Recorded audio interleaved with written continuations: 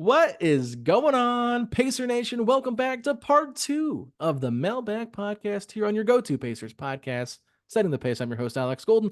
I'm joined today by the president of the Jermaine O'Neal fan club. It is Michael J. Facci. The J is for Jermaine. How's it going? Hey, I'm doing great today, Alex. I know we are not opening mail. We are just reading it. So the mail has already been How are we opened. going to read it if we don't open it? I don't know. I always get it wrong in the beginning. I know we're not delivering We're not mail. delivering the mail. We're opening the mail. There you I'm go. not illegally opening it. I don't know. I've been given permission to open up this mail. It's All your right. boy Facci. Yep, exactly. So we got some great questions to read off today. Always appreciate everybody that contributed to this. It's going to be a lot of fun. We're getting closer, everybody, but we're not quite there. So I think there's some great stuff that we can cover today Yeah, as but we wait for to start.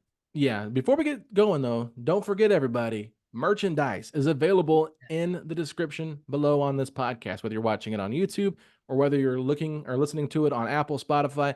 There is a link to our TeePublic store, Setting the Pace, where we have 3 shirts out and a playoff shirt in the making. I'm not sure if the playoff shirt will be up or not yet by the time I'm recording this, but the goal is to have it up ASAP. So just be on the lookout for that if it's not already up there. So make sure you guys buy your merch, represent Setting the Pace. We really appreciate that. We've already had quite a few sales already. I know I've got a lot of positive feedback from this merchandise, all the different optionalities, sweatshirts, crew necks, zip ups, athletic shirts, tank tops. You can even get a Setting the Pace coffee mug if you want. So Whatever you we've want, we've got for it on you. there. So make sure you guys check it out. But Facci, let's go ahead and jump into our mailbag with our first question from Adam. Do you have it for us? All right. Adam said, for the Pacers to win this series, who needs to be more vital and productive? Obi Toppin, Jalen Smith, or TJ McConnell, or someone else? Thanks so much. Love the podcast and content. Adam, we appreciate you. Adam, we love you, man. Thank you so much for listening and tuning in and sending in a question, because it would not be a mailbag podcast if we did not have questions. So I really appreciate this. And I think this is a really good question. I want to go a couple of different ways here, because I feel like someone who needs to be vital and productive for us, I think it's got to be Obi Toppin. I really do believe Obi Toppin is going to be someone that plays a factor in this series because of his size, the way he's been shooting the ball so well, and his ability to get to the basket. We know that he is a high flyer. I think he can provide a lot of highlight reels, and we've seen flashes of him being effective defensively. So can he do that? Can he rebound the basketball at a high level? Can he get out and run? Can he do what he's been doing this last month? Obviously, the ankle injury, I don't think he looked as good against the Hawks as he had looked previously, but I do think the ankle injury was bothering him a tiny bit. Just didn't seem as springy, but was still able to play through it. Played in all 82 games this year. He's just a very important piece of this team, and if he has a bad game, it's only going to make it harder on that bench to really get going. So, as good as TJ McConnell is, I'm not expecting him to have a major drop off. I'm just expecting that there could be maybe one for Obi Toppin, but I'm hoping that there's not. I think we need him to be at his best this entire series. Just what you cover at the end is exactly the avenue that I was pursuing. I feel like McConnell has to be McConnell, but it's also, I feel like someone we can count on. I feel like if we're looking at, okay, who other than McConnell, it's Obi Toppin and me being that X factor because he's far less consistent. But in the month of April, he's been fantastic. Yeah, you mentioned it. He struggled against Atlanta a little bit, 2 of 6, only played 12 minutes, but the Pacers didn't need him to do a lot. But overall, in the month of April, about 14 points per game on 60% shooting, 41% from 3. We've seen flashes as a rebounder. We've seen those flashes defensively. I think that Obi Toppin is that guy that if you can have him giving you, I want to say, 15 and 6 sounds incredible, but I don't know if we can count on that. But anywhere in that vicinity consistently throughout what could be a 6-7 game series, something like that, that would go a long way for the Pacers, because I kind of just expect McConnell to be who he's been. So I'm leaning with you, Obi Toppin. Yeah, Obi Toppin, he's only averaged 9.5 points per game since the All-Star break. But like I said, he's been playing much better in the last month of April. So, it's one of those things.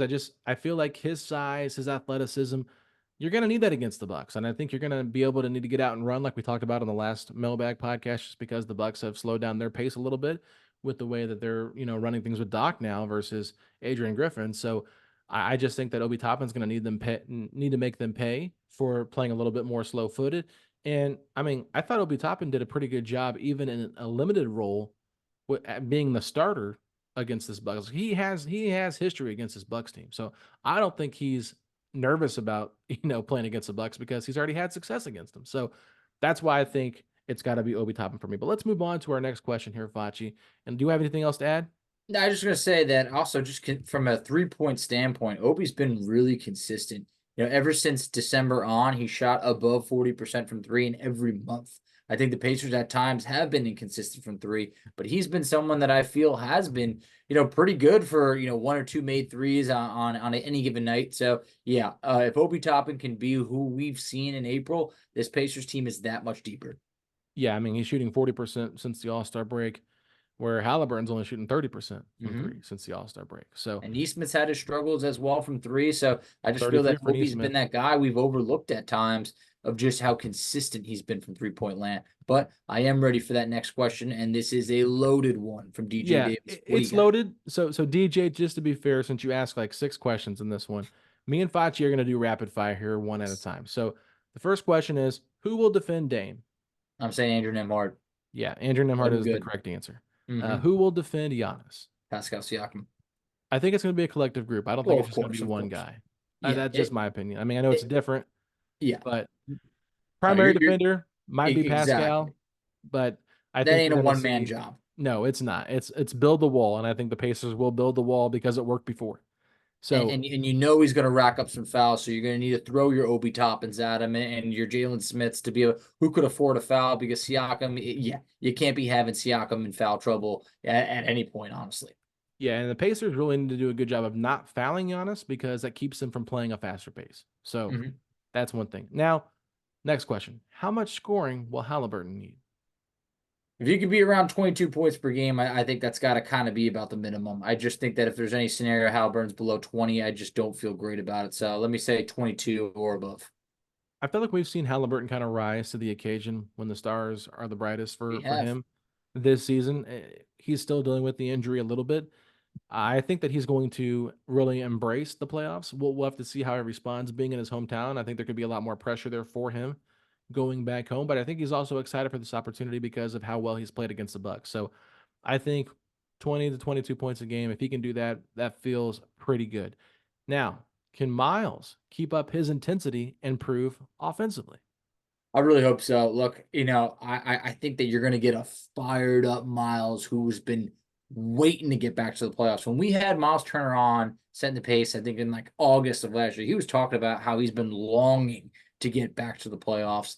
And he's someone that he's coming off of an unbelievable game against Atlanta. But I also do feel that this is a Turner that has a completely different role since the last time we saw him in the playoffs when the days of Sabonis. So I think that against the Bucks this year, I have some of those numbers: 19.4 points per game, 55% shooting. That's incredible. Just over 7 rebounds per game and 2 blocks per game. He's played the Bucks well. I think he's going to be ready to do it again in the playoffs. What are his 3-point numbers against the Bucks this year? That I don't have in front of me. I'll have to crunch those numbers. Okay, let me Quick just second. say what he's done since the All-Star break because that's what I'm looking at What do right you now. got? I just have this screen set up. So, I mean, he's still shooting 52.2% from the field since the All-Star break, but he's shooting 39.8% from three. So that's 50-40, 52-40 right there from the field goal and from three. And then you add in 75% from the free throw line, which is, I think, one area Miles needs to really improve on. He talked about being a 50-40-90 guy on setting the pace earlier, back in August.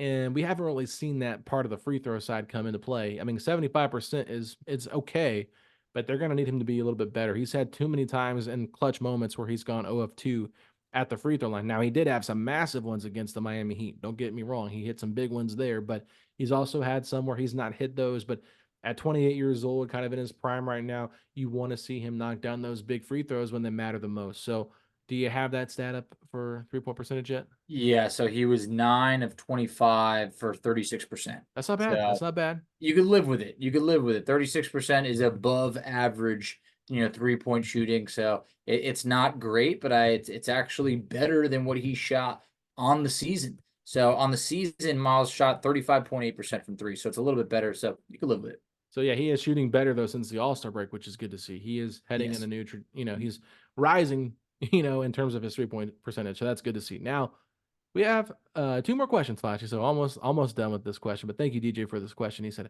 "How can the Pacers keep their energy and intensity the whole series?"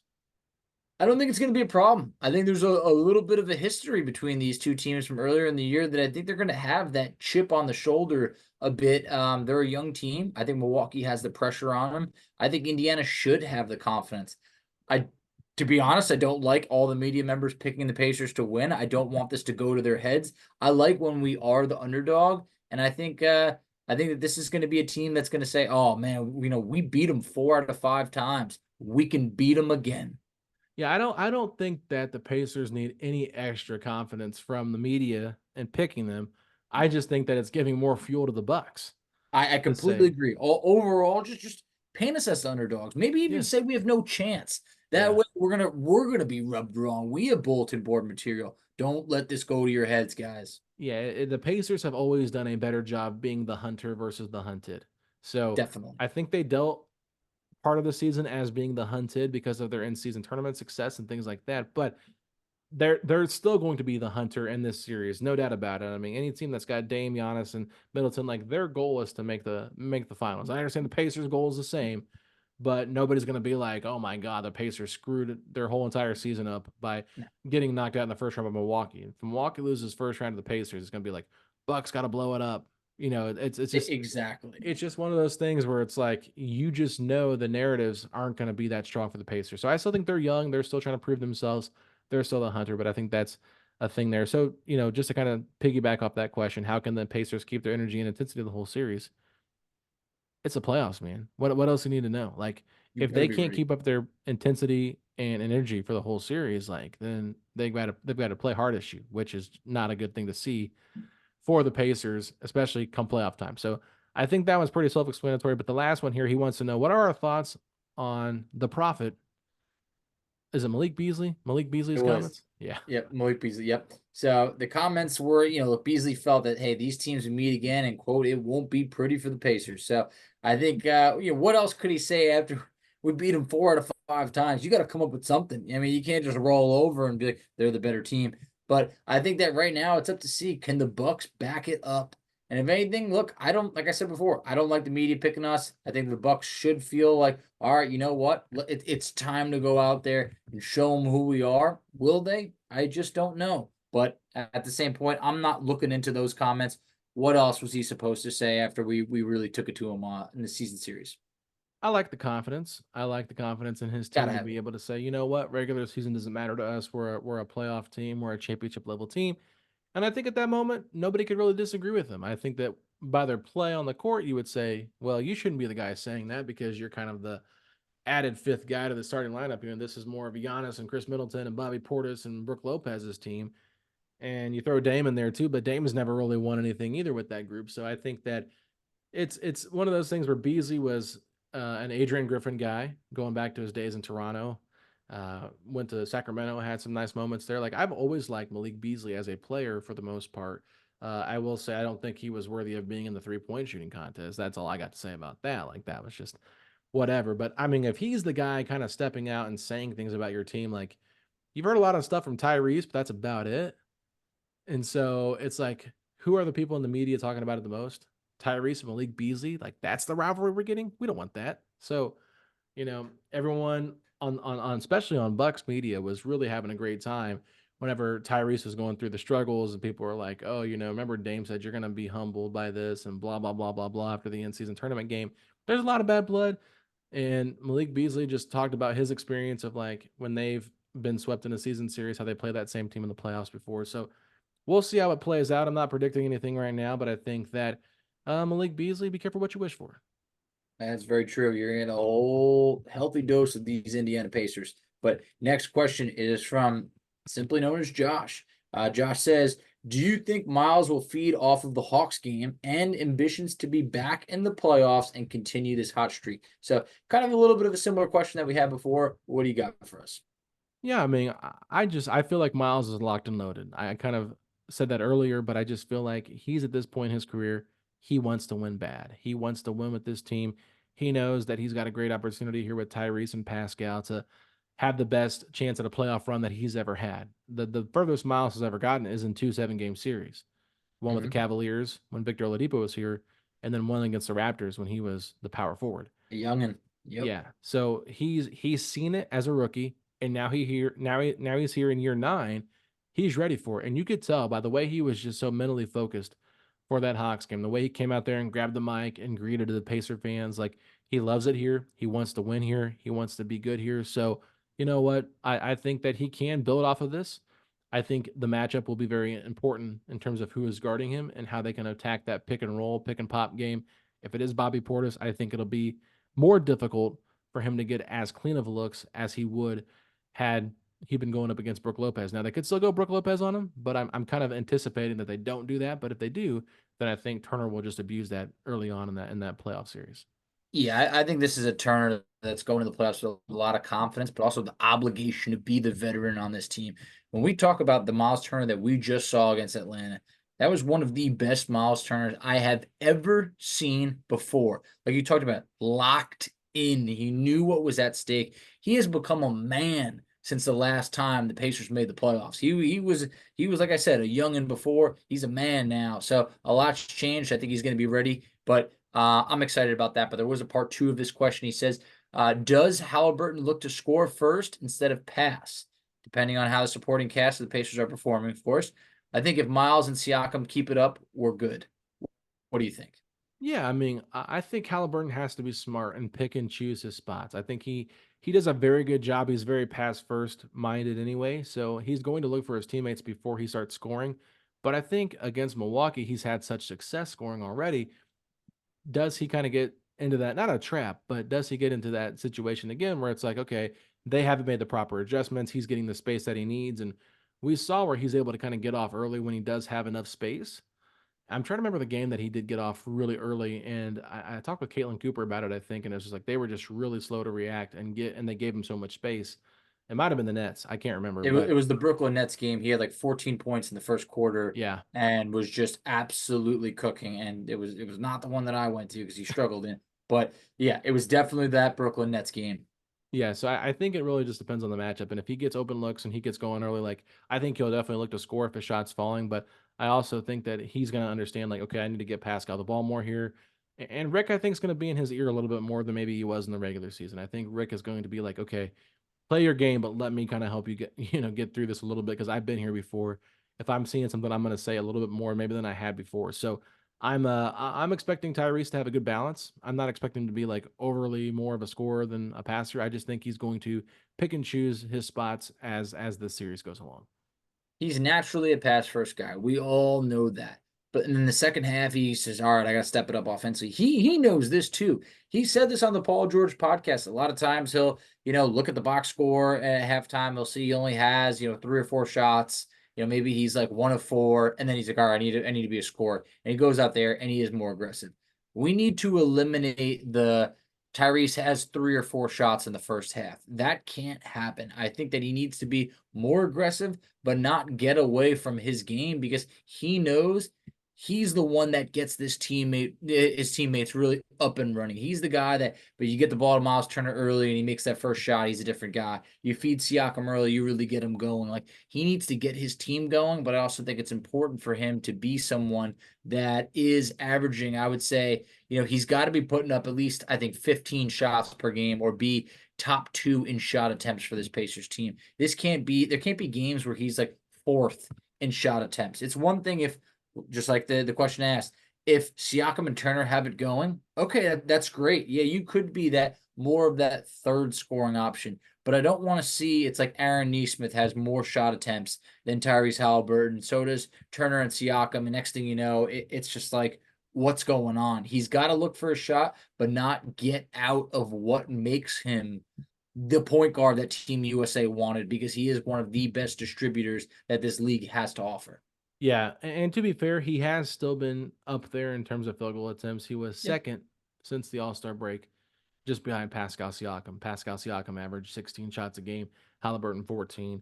Matherin was actually number 3 with 13.4, and then Turner and McConnell are both around 11. So, yeah, I think that maybe an uptick in shots, maybe more to him, maybe less to some of the other guys. Probably more minutes for him will also I think so. big factor in that because he only averaged 32.6 minutes a game. So I think that'll be probably closer to 38, 40, depending on how close the game is. But yeah, some good stuff there, Facci. But let's move on to our next question. This one comes from Rye.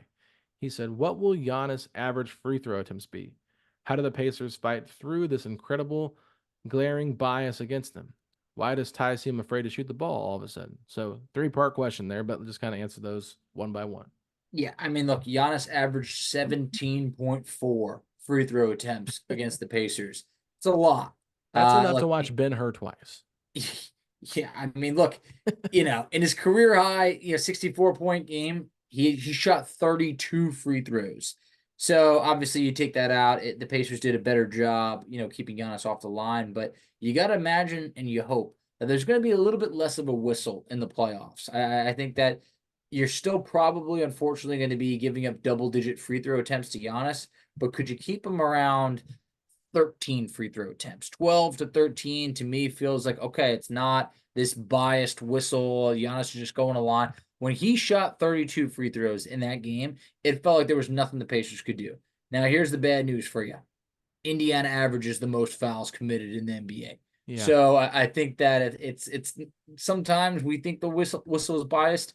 We foul a lot. Now, next for Haliburton, look, in April, he averages 13.4 field goal attempts. That is below his season average by almost 2 shots. Yeah. So I think that right now, he's still shooting 49% from the field in the month of April. So that's very encouraging to see. He had his struggles, but like I said before, I want to see him at least 15 shots per game in this series against the Bucks.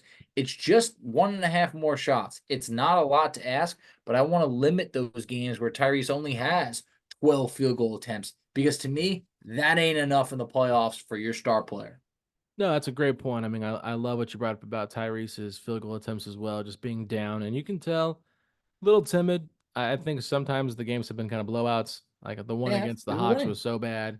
He didn't really need to shoot that much. He had like 12 points, 13 assists, something like that. Like it wasn't a big scoring game from Tyrese, but he's picking and choosing. There's a lot of mouths to feed. They've kind of put the ball in Nimhard's hands a little bit more as the initiator for the offense, just to give Tyrese some different looks coming off the ball as he's getting so much attention drawn to him. And I want to, I mean, I really hate that I can't remember the game that was said, but I want to say it was the Miami game. Maybe it was, no, it was the OKC game. Rick Carlisle talked about how much attention they were, paying to Tyrese, that they just kind of like used him almost as a decoy. And I know fans don't want to hear that, but if you're going to spend so much energy chasing around a guy and make it miserable for him to like have any looks, and you can attack that by playing 4-on-4 almost with Nimhard, Siakam, Turner, and Neesmith, and still get some good looks. Like you got to take advantage of that. They beat the Thunder, and it was a tough game. They had some back and forth moments there, but Tyrese was not the most prolific scorer in that game, but he was able to kind of play a different role. And I think that's kind of what you're going to see there with Tyrese, and the way that teams are guarding him, adjusting to him. It's all learning process with everything he's going through. But then really great stuff with the Pacers being the team that commits the most fouls. That's one of the things that's problematic for Indiana, is they cannot defend without fouling. And that was a big, big problem early on. I think they got better as the season They progressed. did. But that's one thing Rick Carlisle emphasized. And every time you hear the crowd ooh and all, like if you look at the big screen, there's a lot of times where the guys get their hands in the wrong spot at the wrong time. Even if there's minimal contact, when you put your hand somewhere that it looks very obvious to call the foul, the referees are human. They're going to see that. They're going to call it. Even if you barely touch somebody, it just, you cannot put your hand in spots that's going to put you in a bad spot. So I think with Giannis, the big thing for me, it's it's going to happen. Don't let it rattle you. Yeah. You know what I Like mean? there's Fight through that aspect of the game. It's going to happen, but don't let it impact the game. you're not gonna have, oh, Giannis only shot 4 or 6 free throw attempts. It's not gonna happen. He's a star player that bulldozes his way towards the rim. He's going to get fouled. Yeah. This is what he does, but you got to be able to, limit the games where he's shooting 20 free throw attempts, or 18 or 25. Like, you got to limit those. And that's why I think if you can hold them to roughly 12, 13, 14 free throws, you could live with that, because we've seen way worse. So yeah, my opinion, I think that's hopefully the magic number. If it's any more than that, then look, it's always a plus if you can get Giannis to ever even hoist up a 3-point attempt. That's always a win. So if you can ever force him to be, a little bit more, shooting jump shots all day, give him that shot compared to him driving to the rim. All right, Pachi, let's move on to our next question. DeJuan Foster said, I love Neesmith's game. Is it possible a strong playoff showing can further raise his ceiling and role as a player, or is his role pretty much cemented going forward? Good question. I think that me and Facci are both big Aaron Nesmith guys. Yep. Chris Scenari just came on this podcast last week and said that he feels like Nesmith can kind of be that X factor guy for this team. Mhm. And I think that we've seen Nesmith kind of step up when the game has been the most important. It's one of those things where it's like he relishes in these moments and he loves it. So I feel like Aaron Nesmith has a great opportunity here to kind of showcase and, let everybody know that he is a starter level player, which he has been for this Pacers team as they make the playoffs. They were much better when he came off the bench and went into the starting five. That's just a matter of fact. He's just been that good. Obviously, he has regressed a little bit, like Chuck and Jamie did mention in the last mailbag, asking about his regression a little bit and how much him tapering off has hurt this team. But I think he'll be okay. I think that he's gonna really kind of be a junkyard dog in this series and have some moments where I think he could have a 15, 16 point game every once in a while and kind of surprise you, hit some big threes. But I don't really know if he's your long term starting three, but could he be your long term starting two? I think that's a question that could be, something the Pacers look at down the road. But it's way too early to say that. And I know there's other options that they want to play at the two probably. So I just think that with Neesmith, though, he's really good. They've got him locked up for the next 3 years, and I think he is going to continue to be just as impactful as he has been. Yeah, look, here's the thing. The fact that he's the starting three on a playoff team shows that he's raised his ceiling solidly Yeah. since being a guy that honestly really couldn't get off the bench in Boston. And people didn't know, is this someone, I'm not going to toss around the term bust, but they didn't really know if he would ever be able to hit his potential of being a lottery pick. Now, I think that I don't know how much more he could possibly raise his ceiling. I'm here for it. It'd be awesome if Aaron Nesmith can get even better. The Pacers are going to be the team that obviously can hit that next level. But I feel, look, he is the difference in winning a series or not. You talked about it. If he could have 2 games where he puts up 15 points per game, 15 points in those games, I feel those are probably the games that the Pacers end up winning. His two-way play, it's essential to this team. If he could be the elite 3-point shooter we saw earlier in the year, that is just huge. But for right now, I don't know how much more he could do to raise his ceiling, as I don't see him ever being someone that's like, this is a fringe all-star type player or anything like that. He is right now the starting three on a playoff team. That is a great spot to be.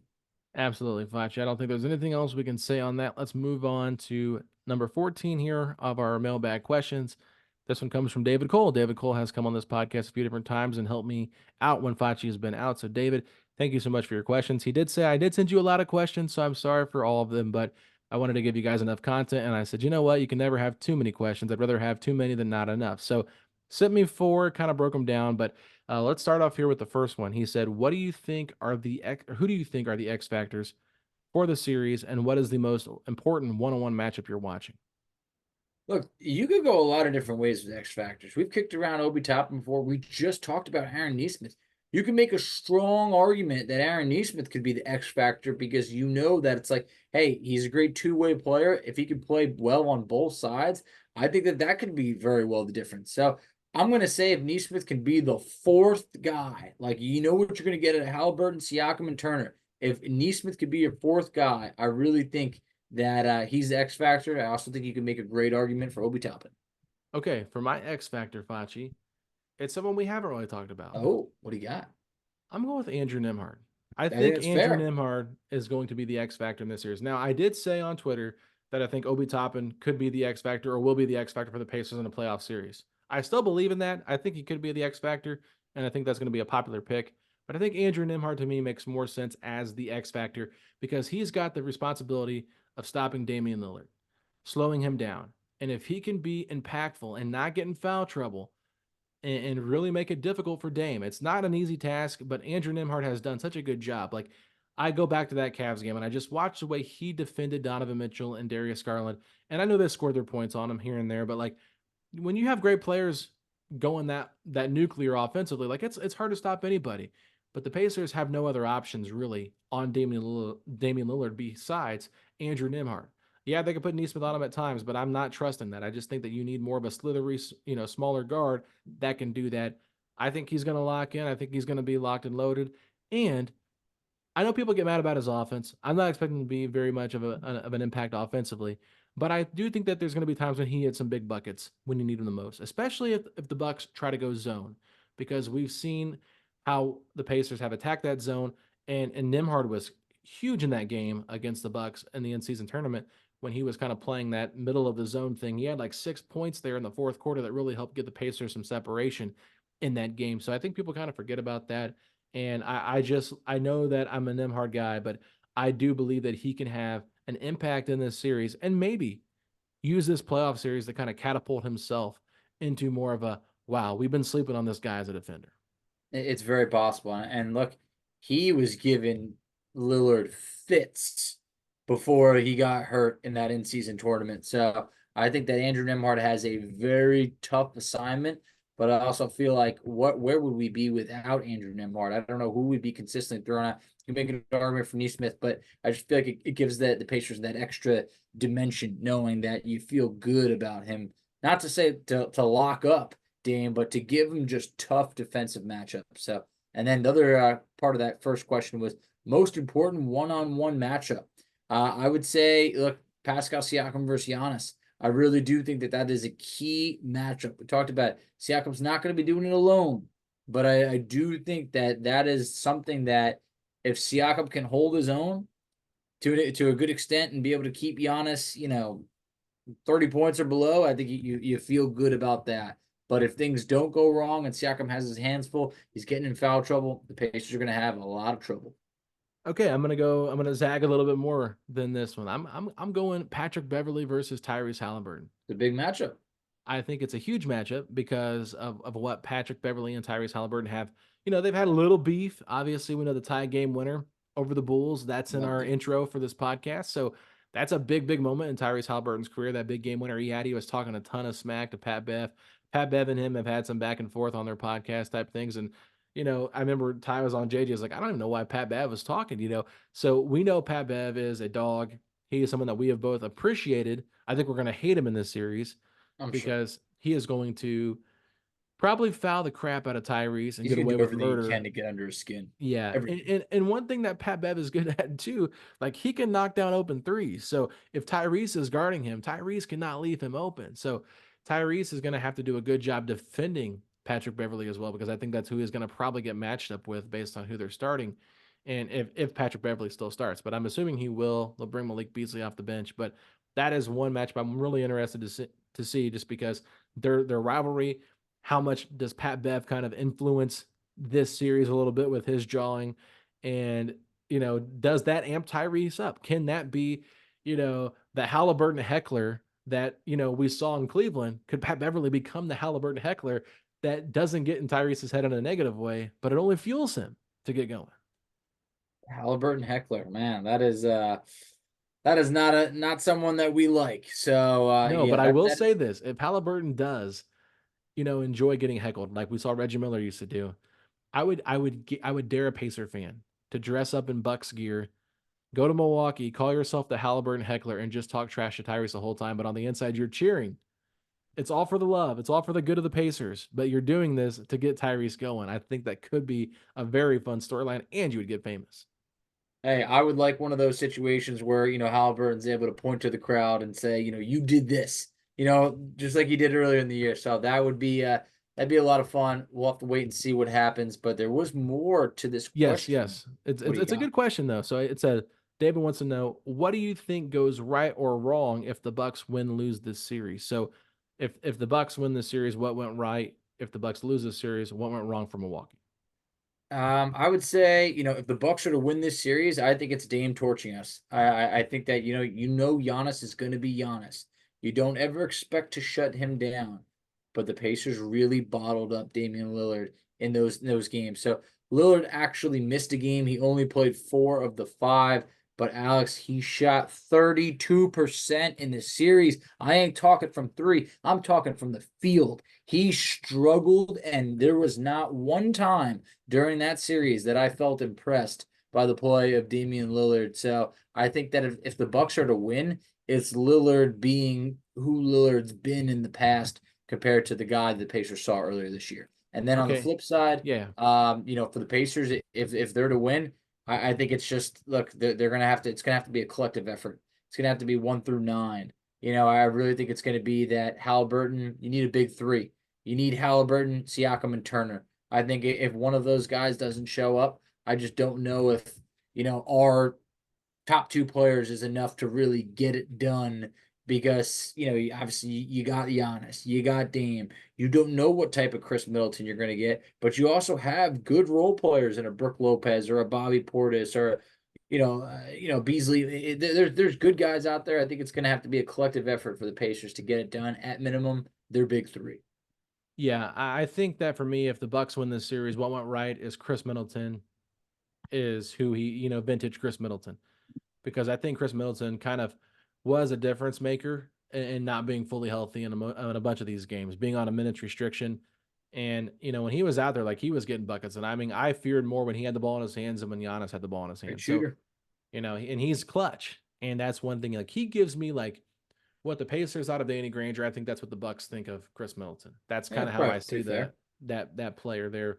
And Middleton's definitely up in age, 35 years old. He probably doesn't have much time left to still be Chris Middleton, but still, like just the fact that he can do it. I know Bobby Portis is going to have a Bobby Portis game. It's going to be like Game 5 back in Fiserv Forum. Like Bobby Portis is going to have the big eyes looking over at the Pacers, Crowd's and gonna be going wild. it might even happen in Game 1 or 2, but it's going to happen.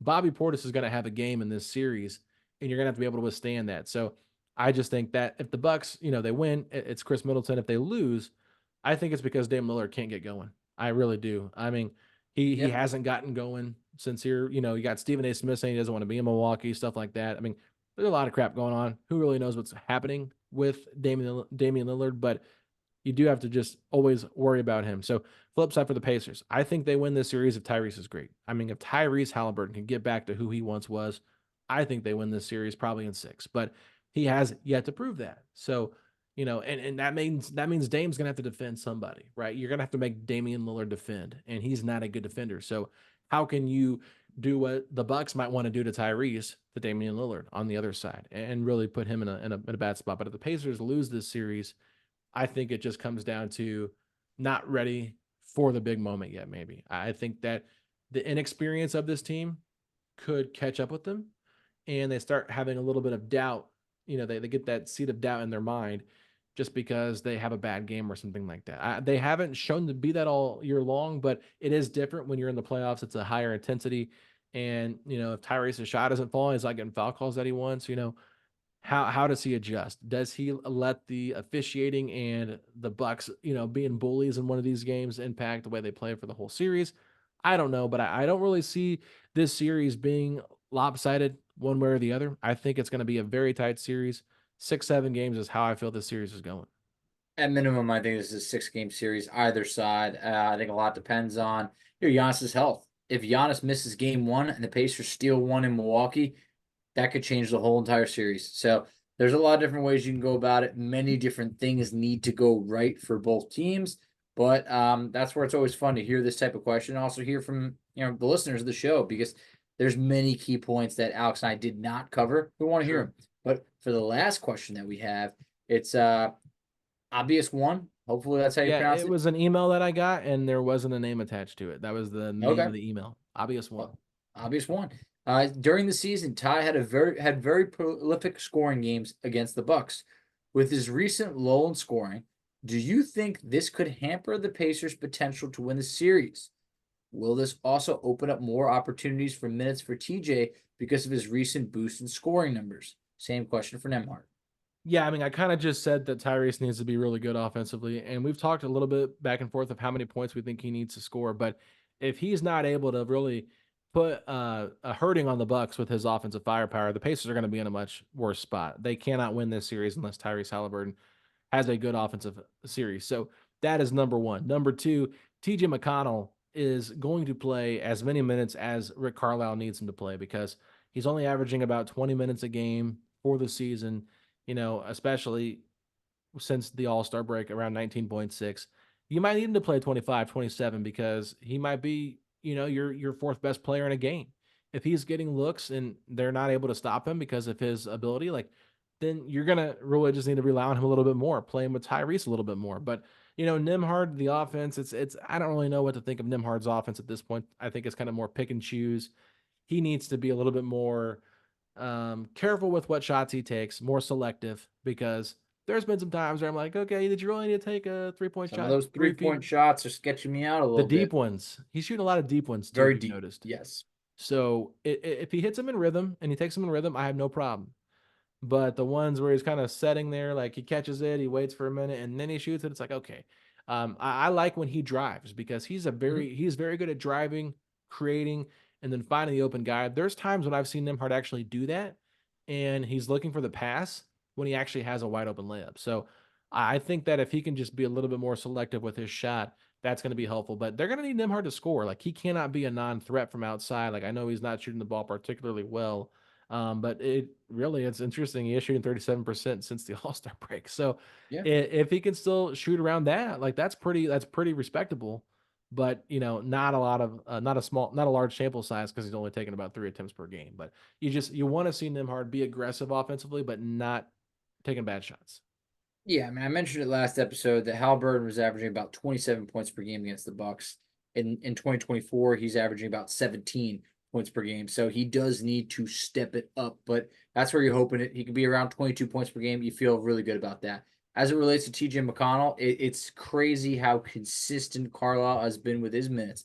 From February to present day, TJ McConnell each month has averaged between 19 to 28 minutes per game. It is right in that range. That's where Carlisle sees him at. Look, if he's killing it, playing really great, could he see an uptick? Absolutely. It's very possible. I think Ben Shepherd's minutes are the ones that are a little bit hard to predict. So we'll see what happens there.